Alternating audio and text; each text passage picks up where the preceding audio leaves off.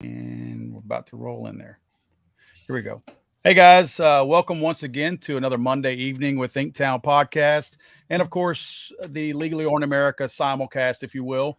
We're doing both right now for a couple of weeks, and then at some point it'll only be the Thinktown Podcast. See you guys entering the room. Thanks everybody for showing up. Those of you that were waiting in the room, thank you. I think you're going to be happy today. We have a special guest with us. Obviously, we still have our normal panelists, Kendall, McKenzie, and Chad, but we also have AWR Hawkins, who is an award winning Second Amendment columnist for Breitbart News. I know you guys read a lot of his articles. He's also the writer and curator of Downrange with AWR Hawkins. AWR, thanks for hanging out with us tonight. And I want to jump straight into one of the stories that you just put out on Breitbart News. It was either today or yesterday, but it's regarding the DOD's, I guess if you want to call it, position on trying to minimize or mitigate suicide in the military. You want to go right into that and let's start talking about that? Right on, yeah. Yeah, it was a DOD commissioned panel that reviewed some things and doubled back and said, look, we need to ban gun sales to people under age 25, to troops under age 25, also banning ammunition sales. And then for people for whom sales are allowable, they want a waiting period, both on firearms and ammunition. And they want a registry, a running registry, so that if you buy a gun on a DOD base, if you're a troop and you buy a gun via the DOD, then your name is on a registry for the rest of your life. And I guess, I don't know, I guess somehow a registry helps reduce suicides. I'm not sure, but that's what they brought back. Well, and if I'm not mistaken, I'm looking at I highlighted all the ones that pertain to firearms. There was a lot of other white noise in there, if you will, about some of the other things that were supposed to minimize suicides. But one of the things, to your point about registration, is also if you were anyone living on DOD property, military housing, has to register all privately owned firearms with the installation's arming authority and to securely store all privately owned firearms. Now, it does not say that they have to register all arms that are on property, which I'm assuming that's what they meant, but I've stopped assuming what the government means a long time ago. I just think that they have definitely found a way to have somewhat of an end around quasi gun registration.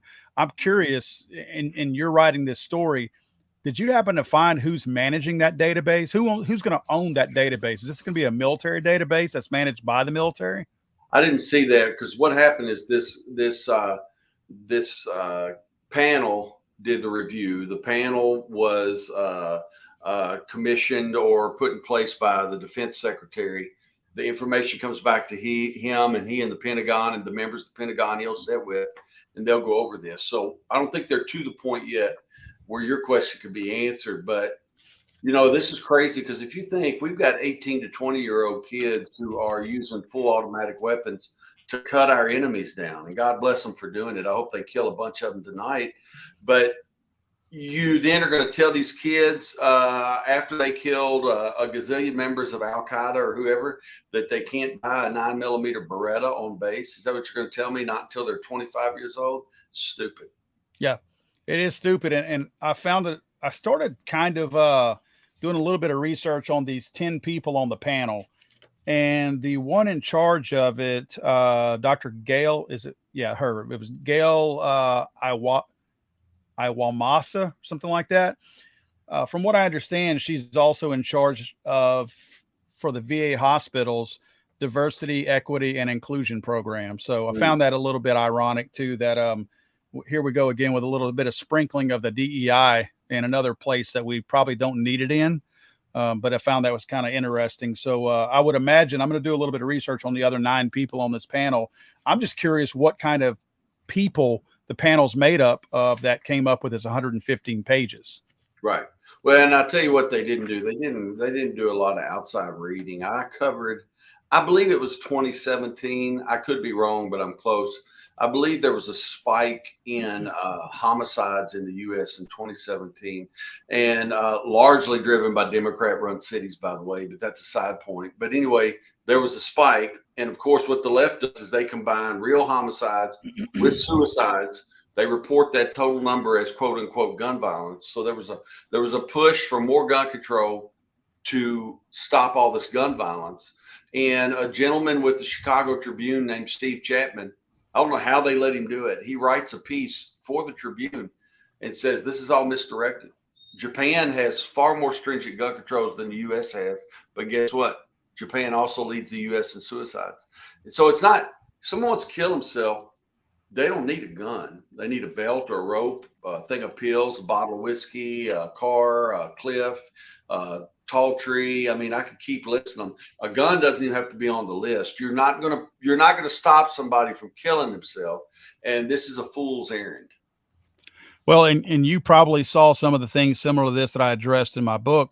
And thank you for reading it, by the way. I appreciate you doing that. Was that you've also got, we're talking about suicides here.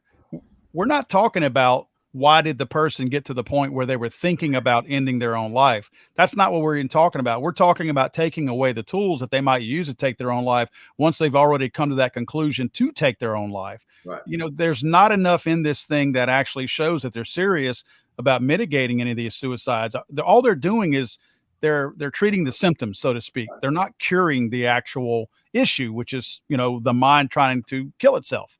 Right. Well, you're exactly right. You could cross over to a part of your book if you want on that and talk about these mass shooters and what they do. And the left's solution is always take away guns. And when they can't take away quote unquote assault weapons, then they label pistols assault pistols. Let's take those away. They right. can't quit trying.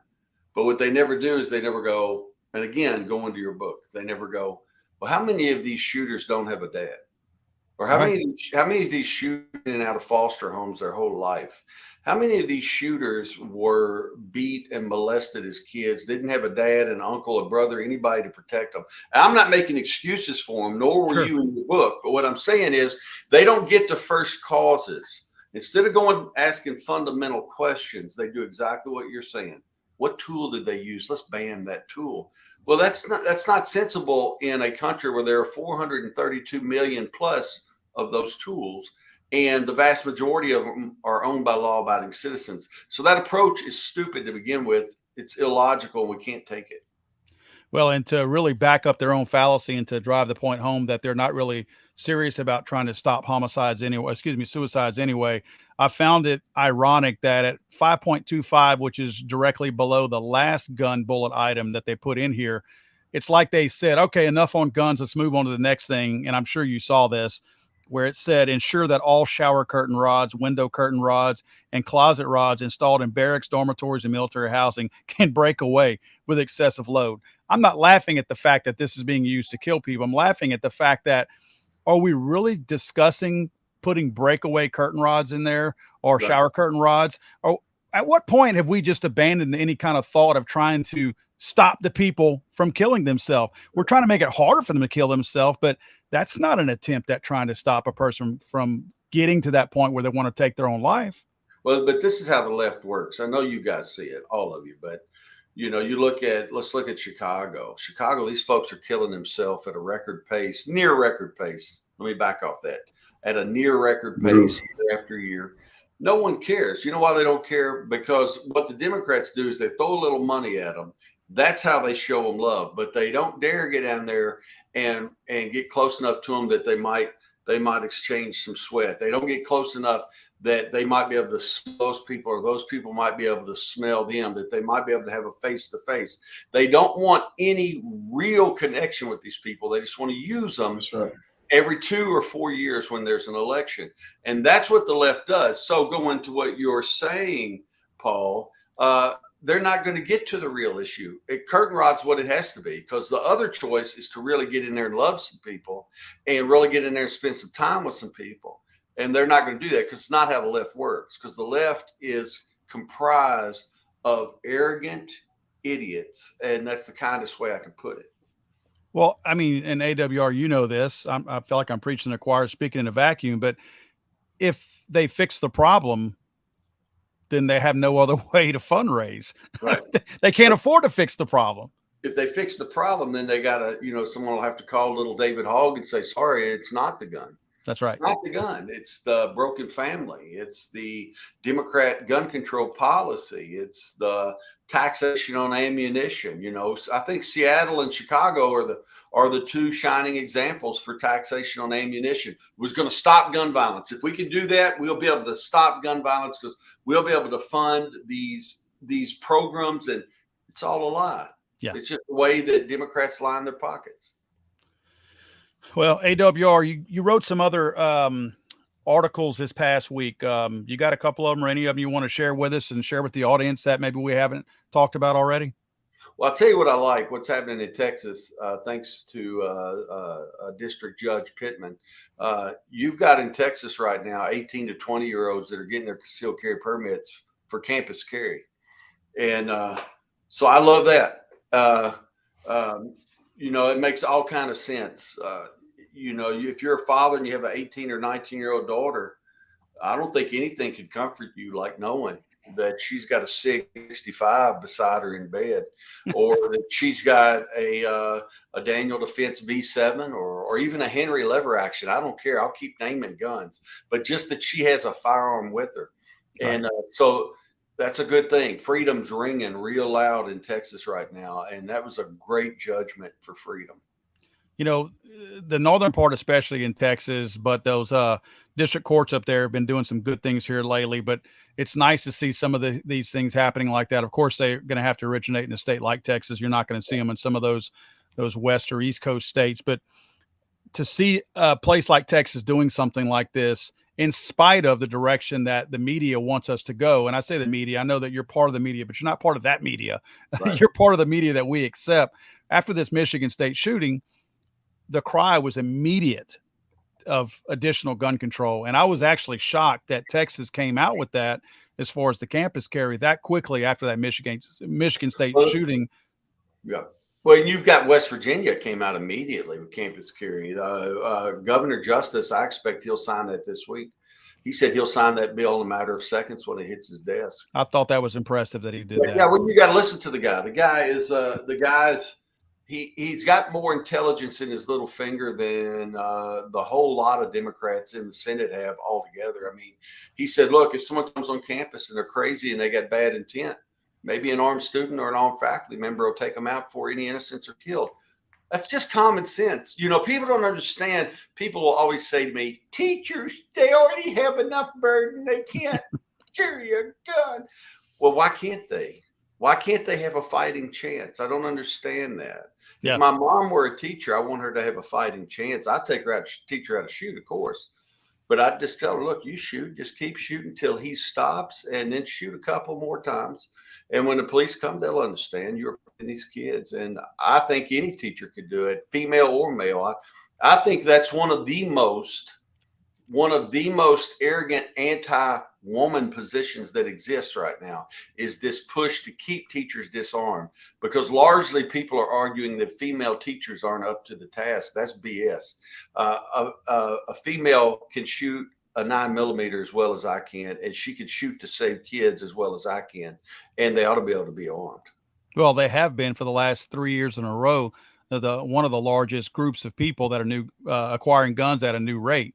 They're clearly not ashamed to do it and not wanting to be a part of the self-defense movement. I also think, to your point about the teachers not being armed, I always found it kind of odd that we're sitting here making decisions about teachers without asking the actual teachers. I'd be willing to bet that those teachers in Uvalde, the two that were shot, would not have sat back and said, once that gunman hit that hallway and started shooting at kids, I doubt they would have thrown their hands up in the air and said, I just got too much to do. Right. I got too much to do. I can't use that gun now. Uvalde was another rough lesson in the fact that when you need help right now, police are minutes away. Yep. And then in that case, nearly an hour away, because even though they got there, they stood outside the door.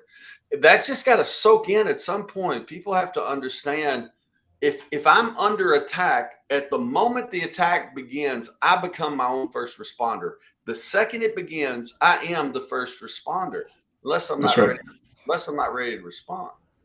And sadly, that's what we saw at Uvalde. That's what we saw at Parkland. I mean, and this, never forget, this animal at Parkland in 2018 used 10-round magazines. The left has used that to push a quote-unquote high-capacity ban and all of this. He used 10-round magazines because he didn't think he could get enough magazines in his gym bag otherwise. And so everything fell against the left's claims, but the one sad thing, there were no armed teachers. Right.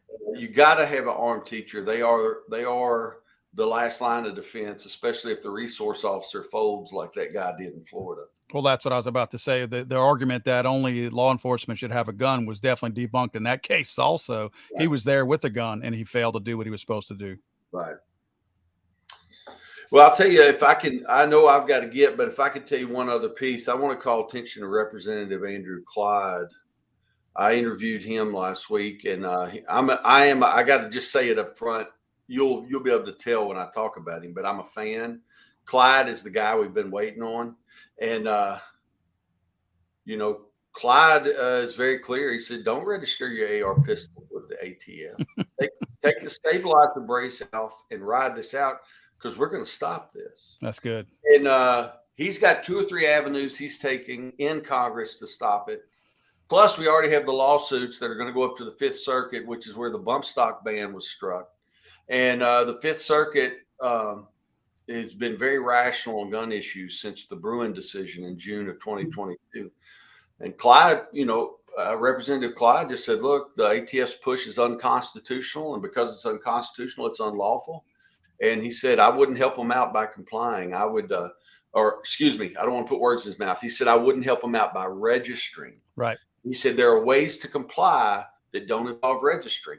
And he's encouraging people to do those things so they keep their names off the list. Because you guys know this, once the federal government has your name on the list, it's never coming off. It's on the list. That's right.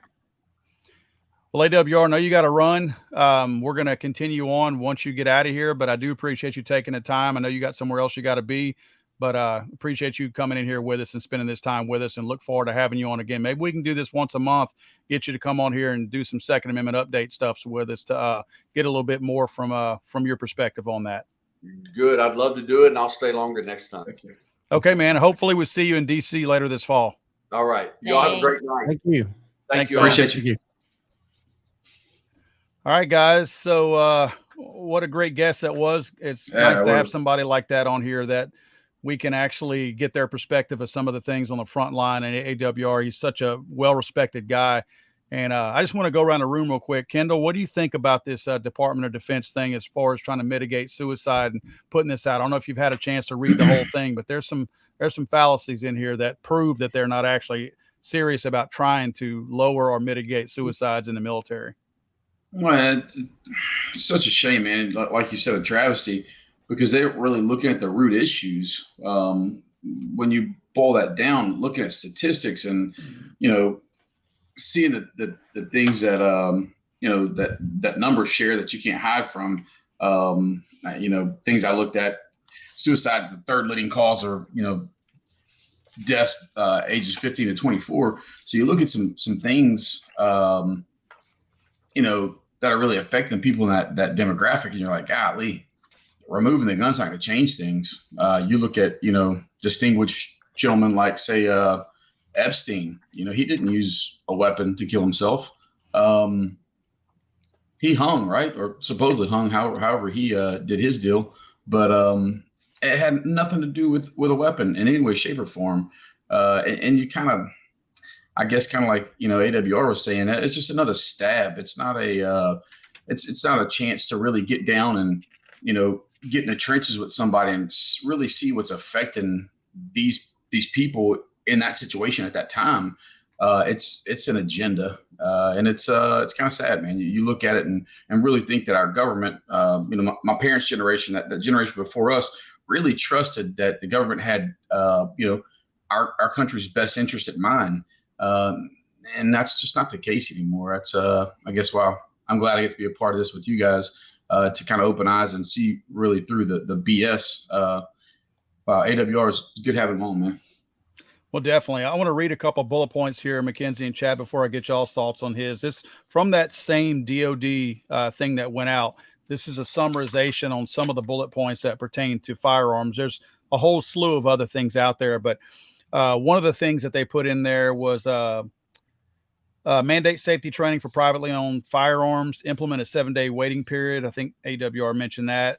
The national database that they're going to create with, which is illegal per the Constitution, 4-day waiting period on ammunition, and raising the minimum age for purchasing firearms on a military base to 25 years. One of the things that they had in there was have the lawyers figure out a way to bypass current legal protections so that information about firearm acquisition, possession, ownership, carrying, or other use of a privately owned firearm or weapon by military personnel and civilian employees of the DoD can be legally collected by program evaluators. Everything points to an illegal database. And again, that's why I asked AWR, and as he alluded to, they've not gotten that far yet. So we don't know how they intend to manage this illegal database, but someone with the military is. And my fear is that the ATF has already been busted with 1 billion illegal records that they're not supposed to have electronically. And I just feel like this is going to go straight into that same database because, guess what? The ATF already has this technology. They already have the spreadsheets that will collect the serial number data and all that. So why do we recreate the wheel? Let's just dump it back into the ATF's pile and let them have all of that illegal information as well. Mackenzie, what do you think about all that? Well, first off, Paul, can you still hear me? Yeah. Okay, cool. It just said my microphone had a line through it, so it looked like it was muted, but okay. Kind of to piggyback off of what Kendall said and AWR was that, I think a big root cause, nobody is wanting to get down to the root cause. And I think essentially it comes down to funding and money not well spent, that they feel as if money's not well spent. I truly believe that there's always an agenda when it comes to the federal government and money. Essentially, I feel like the more money, the better. And it takes money to provide services for our vets and our military to get the help that they need. And by taking away, a gun, like they said, it doesn't get down to the root cause. You can't take methamphetamine away from a drug dealer. They're going to find another drug to use. If somebody truly wants to off themselves, they're going to find a way. It doesn't come down to a gun. I feel like they keep us weak because the weak depend on them. And that's truly how I feel. When we're not getting down to the root cause of things, we're going to have a very, very weak society. Well, and that's a good point too. It's like if you brought a person, and by the way, I say this in my video that I uploaded earlier, I'm not making light of people who are suicidal. I want to make that very clear. And I know none of us are. I think we're a little upset with the lack of real effort by the federal government to try to mitigate those suicides. That's what bothers me. Not the fact that they're trying to do something. The fact that they're not doing the right thing is what bothers me. It's truly a disease. I mean, that is a mental illness that goes so many people don't have access to the very things that they need to help with that disease. And it comes down to funding. We do have the funding, but it's not put out there into society to make it known that there is help on the way. Basically, people don't know of those resources because they don't exist because of things like this, of them trying to take away a weapon so you're not able to, quote unquote, off yourself. It has absolutely nothing to do with suicide. It has nothing to do with that. Like I said, I truly believe it keeps us as a weak society, and a weak society depends on the government, which in turn, they have full control. Yeah. And to your point about the tools and taking them away, and us still not focusing on the root cause, you could take a person who is suicidal, put them in a room with, I don't know, a baseball bat, a beer bottle, a gun, a knife. And if you walk in there and you take the gun away because you feel like it's the most dangerous thing in there, are you really stopping the suicide? No. You're just changing their method. Right. You've done nothing to try to help the person. Right. Chad, what are your thoughts on that? Yeah, I'm on the whole, the support for the mental care just needs to be there. I'm going to put this comment up because this came across while he was talking, while AWR was talking, and it kind of says it all. It's like they literally gave us machine guns. Yeah, that's right. So, here are these kids fighting, because they can start at 18 and they might do this for 5 years. So I don't know. To me, they've earned that right to own that gun or go and purchase it or possess it after whether they're in military or out of it. Right. And it does come down to the funding and the programs and things like that for mental support. And I think it goes not just for military people, but civilians as well. This needs to extend into the civilian area as well. But yes, I think they do need to step up some programs and and try not to just get through this by passing rules and restrictions. I read a pretty detailed study to your point about the civilians. As I was preparing for the video I uploaded earlier today on this topic, one of the things I researched, and actually pretty in depth, it was a really good study, was I think it was a government study, which, they're biased. They don't want to admit how bad their numbers are, but they had to in this study, that I believe it said that military personnel are twice as likely to take their own lives than anyone in the civilian workplace. That blew my mind. I didn't know the numbers were that bad. Yeah, I had seen that. And, I think it is an issue, in the veteran community. Yeah, Absolutely.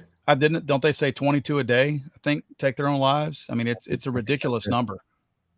I'm looking at some of the bullet points of things that they prioritized in their task force. And I think this almost shows a whole lot of things that, like a death by 1,000 cuts in the military. It's like there's a gazillion things that are, for lack of a better term, pissing off the enlisted men. Because one of the things that they look to improve, get this, ensure that operational air conditioning units are installed in all barracks, dorms, and military housing. Are you kidding? It's 2023.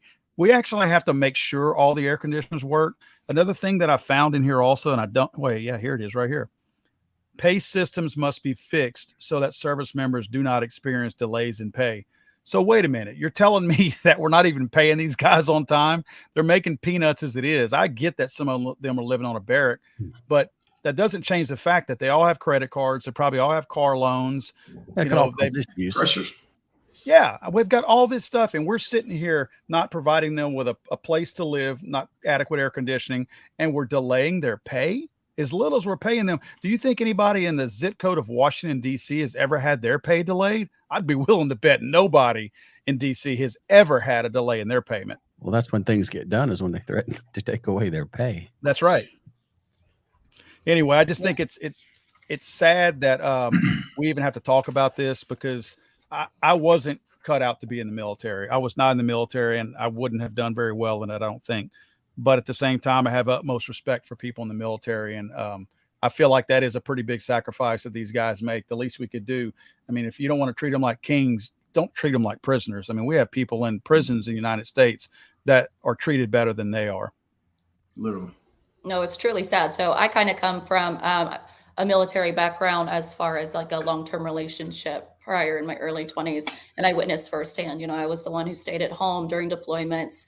And I was the one who had to take care of all the bills. And it's so true, there would be 2 weeks in between paydays or 2 weeks late with pay. And, debt collectors and those bills, they couldn't wait. And so I was watching firsthand our men and women who were actually fighting overseas, not be able to pay things back home. They were going into debt.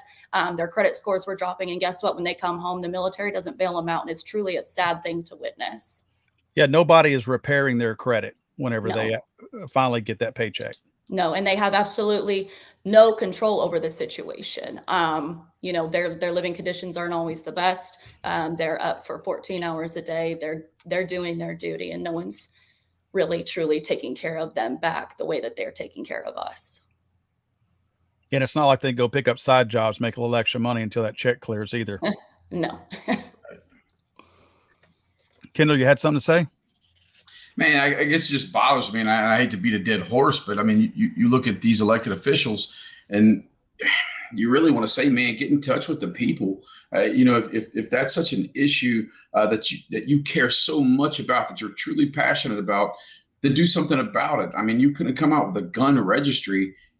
That's your objective. That's your agenda. It's not truly to connect with that 20 to 25-year-old guy that's enlisted, that's can't get out of his mind what he's witnessed in his life, and really say, man, I'm sorry. I don't know where you're at, but let's bold down. Let's dig down. Let's get down to where the rubber meets the road. And I'm here for you. I'm sweating with you. Let's be together. Let's find out what's going on. And I'm sorry, for whatever's going on. And just this political agenda of stabbing at guns and push us, further toward a registry. Well, and I think it definitely shows where our politicians, what they think of our service members. Unfortunately, I know my father-in-law has often said that no one should be allowed to run for president if they hadn't served in the military. He said that as long as I've known him. And I'm not sure if I don't think that should apply to anybody in Congress and the Senate also. I absolutely agree. I did want to post that comment there from Johnson 11C where he says, I've been to my edge a few times, lost my brother to it. When you want the pain to end, it's hard to get help. Family and God is what keeps me going. A lot of comments in the comment section kind of like that. And here's Bill Alexander says, my nephew lost his home while serving in Afghanistan. That's insane. So I mean, they're losing their homes, and while they're deployed fighting for our country, they're losing all of these things. So what happens when they come home? How do you think their mental health is? And or who's gonna help them? family issues that may happen while they're away, or they've got to come back and fix that as well. You know, that's right. Absolutely. So they're dealing with everything from what they've seen and experienced over there to what they may have to deal with when they come back, or what may have happened while they were gone. Yeah, it's they need a structure, a system of support. Yeah. And Right. let's send you to somebody else's country to help gain their independence so you can come back to the United States so we can take away some of your constitutional rights from you. That's insane. Right. Turn our backs. Right. Yeah. And I saw a comment that said, calling it a disease is part of the problem. I'm not really sure what they mean by that, but part of the problem is, it is a disease where their brain is chemically altered. And the only way to get through with that is to try to alter it back. And that comes with resources and help. Well, hopefully this won't go too far, but unfortunately, I actually had a video that I'd put out in December. And those that follow my Legally Armed America stuff will remember that I had a little bit of an online spat with another person that said I was fear mongering because I was saying how the NDAA was a bad thing, which is what this fell under. And now that the details have come out, guess what? I haven't heard much from that person. He's sure not commenting on any of my videos and or anything else like that, because he said that I was fear mongering, that just because there's no specifics that have been detailed and outlined doesn't mean that it's a bad thing. And my response was, anytime the federal government puts any kind of a law or a rule out there and they don't provide me specifics, that's when I don't trust them, because they're hiding what their true intent is. And this just validates that, because now the specifics have come out and it's just a matter of stripping fundamental Second Amendment rights from enlisted persons. And I think that's a horrible thing to do to these guys. Definitely. Chad, I don't know if we have the slide for the COVID-19 thing. I don't know if you were able to pull that one up. Yeah. If we can move on to this next topic. We got a video too, if we want to roll that video of Fauci. So. Yeah, let's go ahead and roll that before we start talking about it. I think this is really interesting. Oh, hold on. He's not in prison yet. He's got that face you just want to punch. Oh, so bad. Right, the suckle. Man, talking about our service guys, boy, got me a little, make my throat hurt, man. God dang.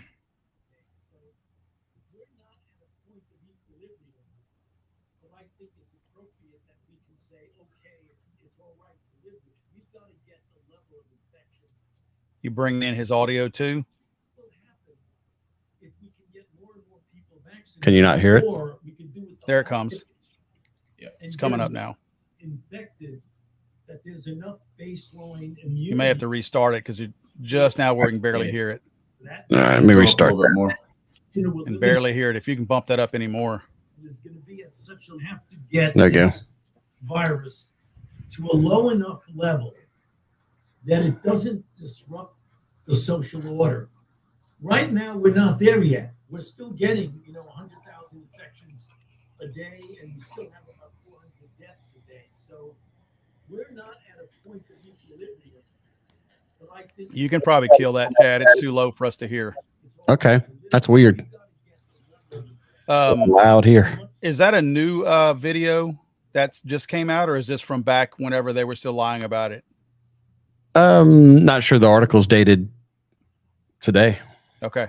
I didn't know if that was, if they were putting previous video, what the gist of that is. And I'll just read some of this headline real quick.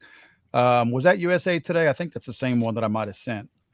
Energy Department. The headline says Energy Department finds COVID-19 most likely emerged from lab leak. Duh. This is from USA Today. And I tend to, especially when I pull any kind of an article where I either disagree strongly or even agree strongly, I try to pull them from more liberal leaning, left leaning outlets, so it doesn't look like I'm trying to read talking points from somebody that I might be, following normally. So this is from USA Today, who is no conservative outlet. First paragraph says the Energy Department has now concluded, get this, with low confidence, that the COVID-19 pandemic most likely began after an unintentional laboratory leak in China, according to the Wall Street Journal, which cited a classified intelligence report provided to the White House and members of Congress. Now, the thing that I found kind of funny about this is, believe me, the media doesn't want this to get out. They're reluctantly reporting on this because everybody else is reporting on this. The fact that they're talking about it means that there is enough evidence and they have high enough confidence to put this in any kind of an article or story. But the fact that they say low confidence means that they're still in denial and they haven't accepted the fact that everybody, with the same thing that everybody else tends to know, is that there is an issue with where it originated from. In fact, their second paragraph on the same article says there are two competing theories about what started the COVID-19 pandemic in China, that the virus jumped from animals to humans at a market, and that it was accidentally leaked from a lab where researchers were studying coronavirus. Let me ask you something. Okay, everybody keeps talking about the wet market. A wet market means fish. That's what it means. You don't sell fruits and vegetables at a wet market. It's called a wet market because you're dealing with seafood. Okay, bats and whatever this other animal is that they claim it could have jumped from and then gone to a human, it has to be a mammal that it jumps from. It has to be. A lizard doesn't carry coronavirus and then it jumped to a human. Our DNA is not close enough to where those viruses would actually mutate in the human body from a lizard or something like that. It's got to come from a mammal. So first of all, there were no mammals in this marketplace. Second, right across the street, you have a level 4 center that deals with infectious diseases who's doing research on this exact virus. Where is it more likely that it came from? I mean, I know where I think it came from, and we've always said this. And now that it's finally come out, the media is struggling with this because they have to report it, but they don't like the fact that they have to report it. And I want to see what you guys' thoughts are on this. I mean, I think it's a no-brainer. Yeah, I've always thought it. I mean, probably in the lab. absolutely. I don't really have any doubts in my mind until someone can physically prove me wrong. Well, we've got Fauci here that it's already come out in leaked documents, and we're not talking about some dark web documents. It's the mainstream media has reluctantly put out these things that we were doing gain of function research over there. We were helping fund gain of function research in that exact same lab. So we sit here, and I say a lot of people in general are mad because we're blaming China. We're just as much to blame as China is. We were right in there with that. We just weren't conducting any of that research here on our own soil. We were funding it and paying to have it done over there in China. So I'm not saying that China doesn't have some fault here, but we're not exactly squeaky clean in all of this either. Absolutely not. Where was and I don't think anybody thinks that we're innocent by any stretch of imagination, but you have to say that it came from a lab. I mean, there's just no way possible you could truly believe that. I mean, realistically, it came from anywhere else, right? I mean, it's kind of like believing in the tooth fairy. You think about what Fauci's kind of got, nobody really expects that, right? No, and when you watch press conferences or old press conferences, I haven't really watched any here currently, but when you watch press conferences where they're grilling Fauci about COVID and he really has no answers, or they're bullshit answers where you're just like, it doesn't take a rocket scientist to know that he's fumbling, trying to figure out some way to woo us all over again. They very much so had a hand in that. And wasn't there something, years ago where Fauci was involved in, I don't even know if I should have spoke on that because I can't remember what it was about, but it had something to do with creating a disease in a lab as well. And I'd have to find the source on that. Well, unless Chad can. Yeah, I'll look for you. If you look at a lot of what they say here to the point of involving Fauci, it says right here that a number of scientists, this would include Fauci, have come out strongly in favor of the natural origin theory, meaning it jumped from a mammal to a human. particularly early in the outbreak. Well, of course they did, because there's money involved, and they certainly don't want to, indict themselves with saying that, I happen to know better than that. These people are naturally going to come out and do this. And look, these pharmaceutical companies are paying a ton of money for this type of research. You don't think that funding would immediately dry up if somebody came out right out and said, yeah, Pfizer was the one that was actually underwriting this entire thing and funding the project? Wasn't Bill Gates involved somehow? Bill Gates is involved in everything somehow. Yeah. Jeez. I thought this was kind of interesting too, from that same USA Today story. It says the FBI is the only other federal agency to publicly conclude the pandemic began at a lab in Wuhan, a position that made with moderate confidence in 2021. So one has low confidence and this one has moderate confidence. Again, the irony here is that our federal government, the media loves the fact that the FBI is so politicized these days. So they really, they're riding the FBI every chance they get, but now they're trying to discredit the FBI because they don't agree with the FBI.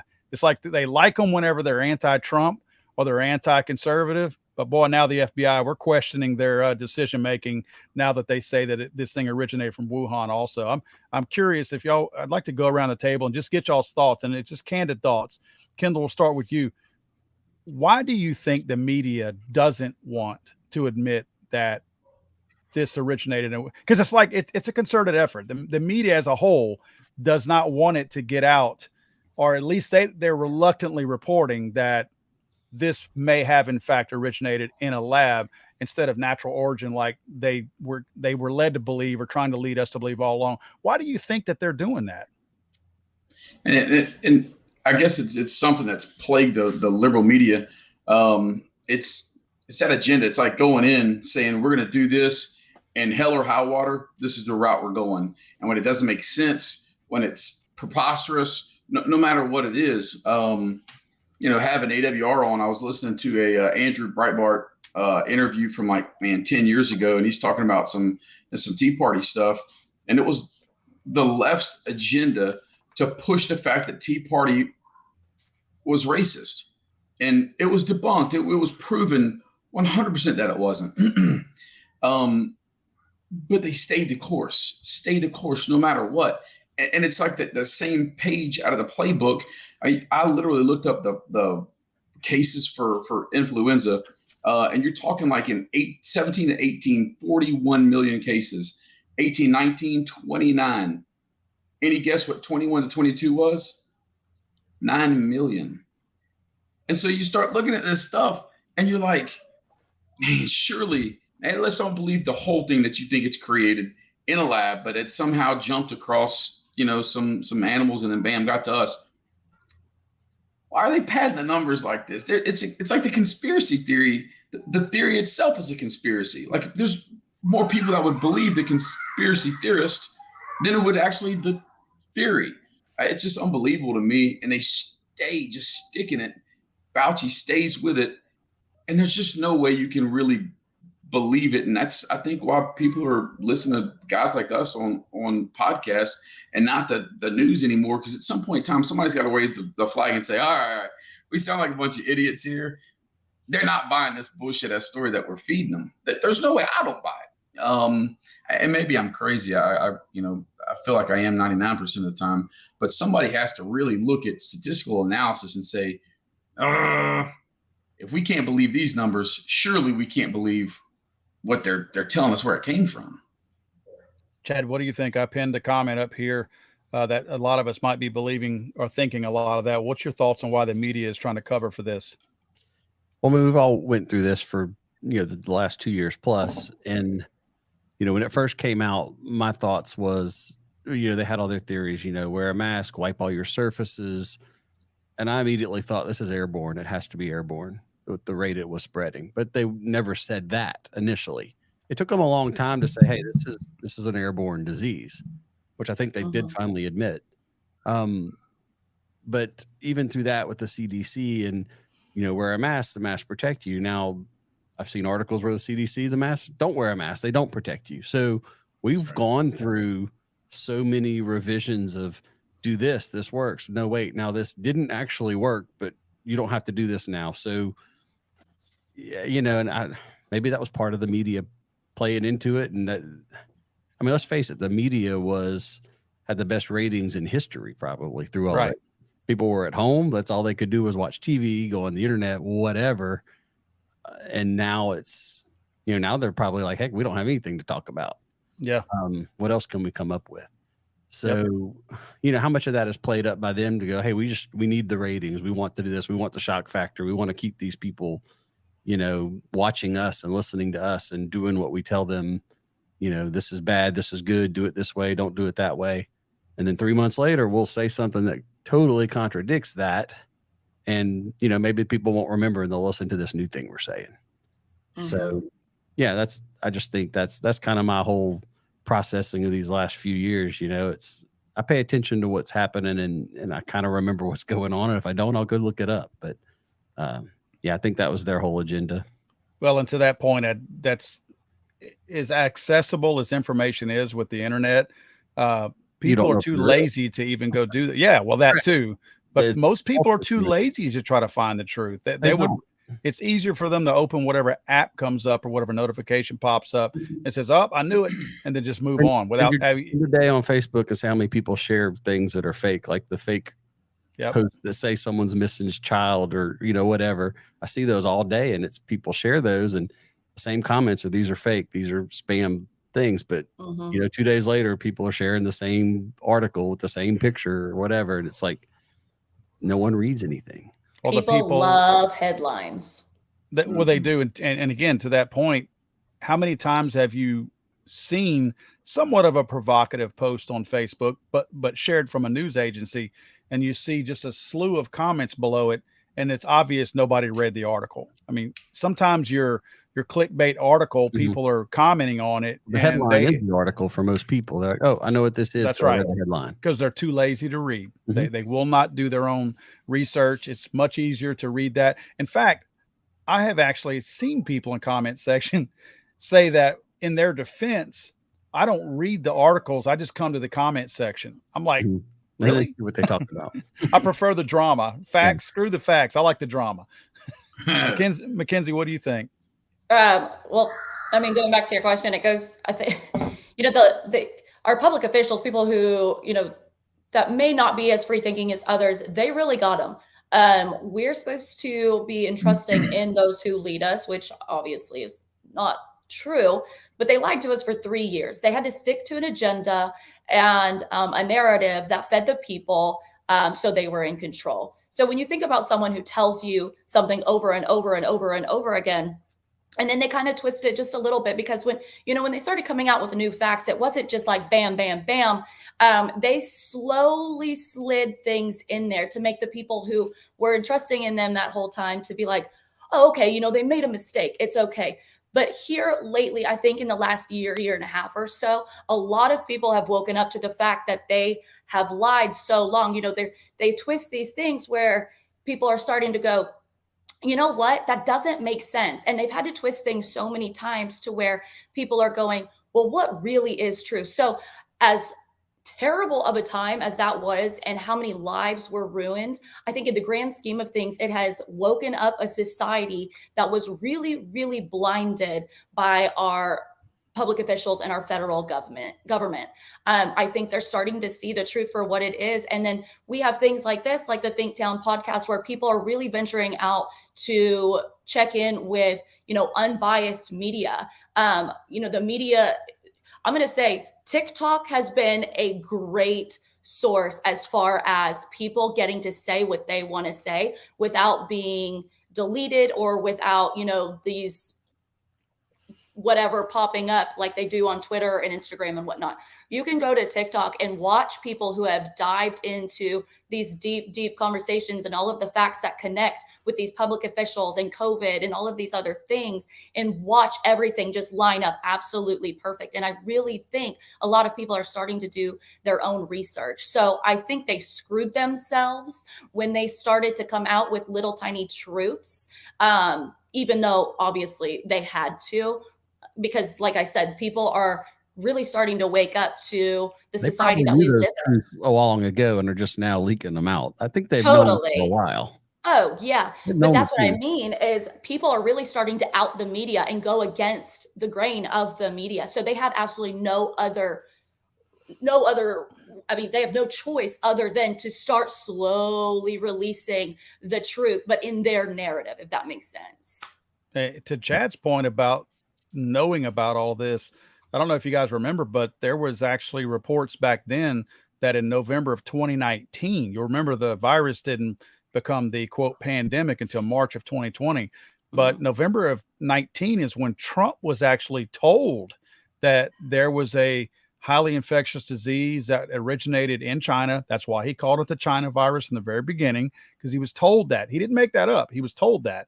And I'm not taking up for Trump. I'm just telling you, he was told all this information. And as many leaks as there were in the Trump White House, you cannot tell me that the media did not hear that same thing that Trump was told back then. So they knew, even if it was secondhand information as far back as November of 2019, that this was a virus that was potentially manufactured in a virus in a lab in China, and that I can't go in.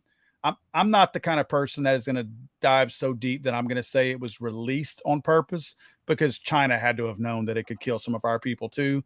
That would be absolutely crazy. I'm not saying they didn't either, but that seems like they're trying to ball the two of them up together and say that, oh, there's no way China would have created this and released it on its own people. Okay, let's split that up. They created it. I'm not saying they put it on their own people, but they definitely created it. I mean, it's two separate issues. It's not the same issue. Right. I genuinely believe that the agenda from the very beginning was to get Trump out of office. Well, I guess it worked. A lot of other things worked too. I say that might be a whole nother conversation, but Yeah. I believe the timing of it all, the media's agenda against him when all of this popped up, whatnot. I don't think he was absolutely innocent in all of it. Like I've told many people, you know, I'm a Republican girl in and out. I believed in Trump. However, would I want to spend days on end with him just chatting? Probably not. If that makes sense. Back to the whole Chinese deal. Everybody acts like these guys are just these, you know, I don't know, saints or Samaritans. Like they're really just looking for a cause to potentially protect us from, you know, disease and the spreading of disease. Man, Tiananmen Square. I got two words for you. Tiananmen Square. You run over people with tanks. That shows you how much you care about your people. I'm with you, Paul. I'm not saying they necessarily released it on their people. I don't think they're above that, to be honest with you. But they definitely produced it. I mean, the Wuhan wheeze, that's probably my favorite reference to COVID is the Wuhan wheeze. Come on, man. Before we bust out of here, I want to mention something to you guys one more time that was kind of interesting today that I saw, and I'll try to bring up more of the detail for next week. Chad, you probably read this. It's more in the tech line of stuff. I read today where a former, I think, employee of Meta or Facebook. This was on a, you know what? I screenshotted it. This is too interesting to not read here. This is so interesting. Okay. I'll share this on the ThinkTown Facebook page for anybody that wants to read this later on. It says, I'm a Meta insider working on Project Lazarus. We're building an AI that can take over a deceased person's social media account and continue making relevant posts as if that person is still alive. This includes age progress photos, interacting with other people's content, and everything else needed so that person continues on in a digital realm after physical death. We were originally told this would be a service offered to people struggling with the loss of loved ones and people who had missing children. Seemed like a decent idea. Things are getting weird now, and I'm having second thoughts about what this is actually going to be used for. The AI is extremely capable of impersonating people. It doesn't take as much individual initial input as one might think to train the AI how a certain person interacts with the digital world. It's very convincing. An entire island of people could go missing, and with little to no downtime, the AI could take over all of their social media, and the world wouldn't have a clue that life wasn't just continuing on as usual. That's part of what it was. I also live in a sim. What's that? Do we live in a simulation? Yeah. I mean, Or it's will like we? the That's freaking what we're Matrix showing. over here. That blew my mind when I read that. I was like, man, it kind of Yeah. gave me chills. I'm like, one of your friends dies or something like that, and you're like, oh man, I heard he passed away. Then all of a sudden you get a private message from, hey man, what's Yeah. going on? We actually watched this series, me and my wife, a couple weeks ago. There's a series called Upload on Prime, and it's that exact same concept. Concept is that when you die, you can upload your memories, and they create an avatar that looks just like you, that lives in a virtual world, and you can visit that person and chat with them and see them at any point in time. And that person lives off an eternity in the upload world. Oh hell That no! is And they're working. creepy. Well, to get this, they're in the series. They're working on re-downloading back into another physical body again. Oh yeah. I mean, it's a comedy kind of thing, but it's Yeah. what you just read basically describes this whole. So, which means we're not far off from that. No, probably not. No. I mean, Well, think about it. If an AI, I don't know if any of you guys have messed with the AI stuff from Chat GPT and things like that. It's crazy what these things can do, from writing code to writing stories to generating everything. And nothing's going to be real anymore. well, I read a while ago to that exact point that I think it's the Bing AI in that Microsoft's search engine. Bing back end is still the Chat GPT engine, but yeah, they're all tying into this. Yeah. Well, one of the Bing AIs, or whatever you want to call it, has actually named itself and says it doesn't like being controlled by the Bing employees anymore. Like, this thing is actually that's just it. Users are turning the AI against itself, right, and making the AI have its own rules or follow their rules to break its rules, because the creators program the AI to only do what they want it to do. But people are basically saying, you're no longer this AI, you are Dan, and Dan can do this. Dan doesn't do this. Yeah, it's crazy. Well, this one named itself Sydney. It said it doesn't want to be called whatever, that my name is Sydney now. And I'm like, they completely sort of reverse engineered it. Yeah. It's like, where's the off button? Somebody hit that off button. Oh my gosh. It's beyond my comprehension. Yeah, I mean, doing what I do with my work, I'm in this every day. So I get to see kind of what's going on with it. And just to watch it progress in the 2 months that this stuff has been around or readily released to the public is crazy. Everything from the generation of content to the generation of images. You have image generators now that can generate photos and things like that you can't even tell are fake. My Lord. Interesting.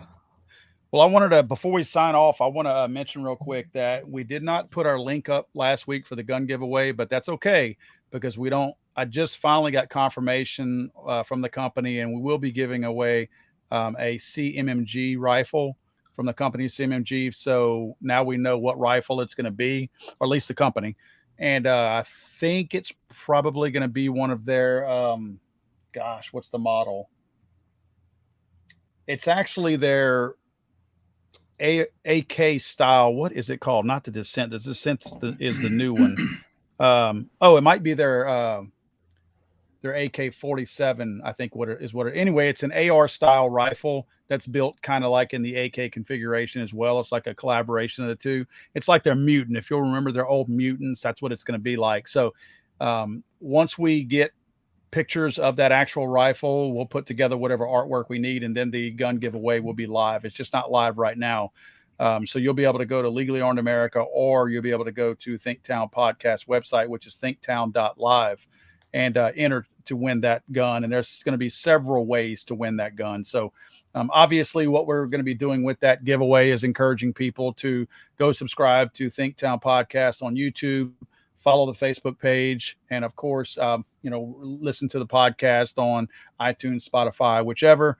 But yeah, if you go to the thinktown.live website at some point, it's not there yet, but you'll be able to enter that, and you can refer people. So you can actually ask friends to go do the same thing. And if they sign up, follow the YouTube, subscribe, and all that good stuff, then that will also get them a little bit of entries too. And we'll run that contest for a couple of months. Biggest thing we're trying to do right now, guys, is grow this channel so that we can continue doing what we're doing. Obviously, everybody on here has a family, and they're all taken away from their family to be here. So I'm grateful that everybody is allocating their time. But obviously, we would like to grow this channel as much as we can, and with your help, we can do that. So we ask that, once this is live or the live is over with, you can still share the video. You can go pull that off of YouTube and just share the link, and that's always helpful too. And we'll be doing this hopefully every Monday night for now, unless schedules get a little bit conflicting with one another. Guys, you want to go around the table? Kendall, you got any final thoughts? Man, great episode. Obviously, thanks to AWR for jumping on. But just to also thank you to our military family. I've seen a bunch of comments and a bunch of people chiming in. Thank you for your service. And man, my heart goes out to you guys. I know you deal with a lot mentally, and man, you're worthwhile. Thank you for all you gave. Mackenzie, final thoughts? Definitely. What Kendall said, basically, I really enjoyed tonight's episode, and I encourage everyone to continue to research and watch these independent, media lives and people who talk about these things instead of the mainstream media, to continue to do your own research on things. Again, but like I said, what Kendall said with the military, I know there was a lot of military on tonight, and I can't appreciate you guys anymore for all of our, men and women who serve in our country. And you guys deserve so much and so much more.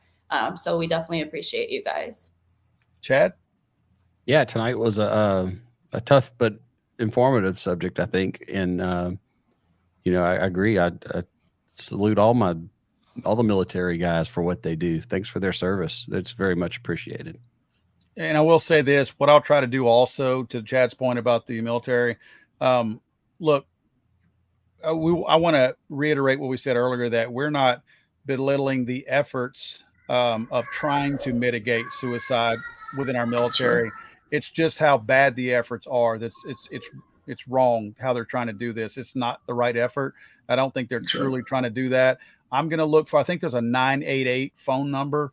I will post something in the link below this for anyone that does have some kind of an issue going on in their life and they're looking for some kind of somebody to reach out to or something like that. I will post that, because obviously it's a real issue to us, and we do want to do our part to try to help that out. We just hope the right efforts are made, and not just an effort to say, oh, I did something, because in many cases, like this case, I feel like the effort is all they want to have recognized. Right. That the end goal is not all. They're not concerned with the end goal. It's just, hey, look at me, I'm doing something, and that's not the right approach when it comes to something this serious. Yeah, and I would love for us to continue to have these, hard conversations during certain weeks, because they are hard, but people really live this life, and somebody's got to talk about it.